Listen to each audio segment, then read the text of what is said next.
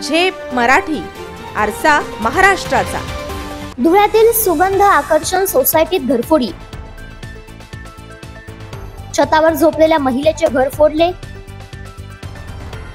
2 लाखांचा ऐवज केला लंपास। धुळे शहरातील बिलाडी रोडवरील सुगंध आकर्षण सोसायटीत एका बंद घरात मध्यरात्री चोरीची घटना घडली असून अज्ञात चोरट्यांनी सुमारे 2 लाख रुपयांचा ऐवज लंपास केलाय। रविवारी 6 एप्रिल रोजी मध्यरात्री ही घटना घडली असून देवपूर पोलिसांनी गुन्हा दाखल करून पुढील तपास सुरू केलाय। मिळालेल्या माहितीनुसार सुगंध आकर्षण सोसायटी मधील प्लॉट क्रमांक 35 येथे उषाबाई गोविंद मेटकर या राहतात। त्या धुनी भांडीचे काम करून आपला उदरनिर्वाह करतात। रविवारी रात्री उषाबाई या घरात कुलूप लावून वरच्या मजल्यावर झोपण्यासाठी गेल्या। याच दरम्यान अज्ञात चोरट्यांनी घराचे कुलूप तोडून घरात प्रवेश केला।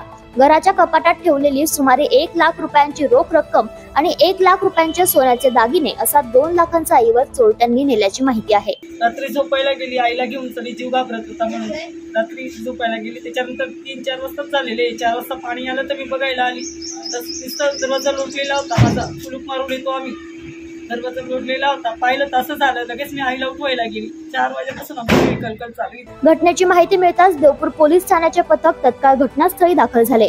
ठसे तज्ञांची मदत घेण्यात आली असून परिसरातील सीसीटीव्ही फुटेज तपासण्याचे काम सुरू आहे। प्रतिनिधी कार्तिक सोनवणे, झेप मराठी, धुळे। अशाच वेगळ्या आणि ताज्या बातम्यांसाठी पाहत रहा झेप मराठी, आरसा महाराष्ट्राचा। संपादक प्राध्यापक अनिल चव्हाण, धुळे।